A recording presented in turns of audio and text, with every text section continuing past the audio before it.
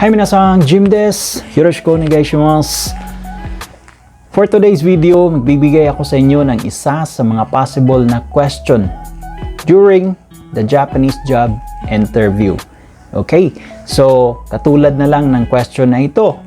Watashi tachi ga hataraite iru kaisha de naze hatarakitai no desu ka? Meaning in English, why do you want to work in our company?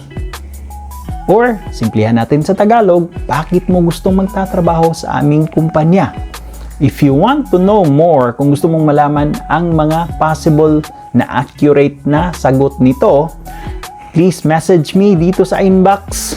Or sa mga hindi dyan nakapag-subscribe, you can also hit the subscribe button para palagi kayong updated at mabigyan kayo ng mga iba't ibang tips on how to pass the Japanese job interview. Okay, see you for more video mga idol. Mata ne!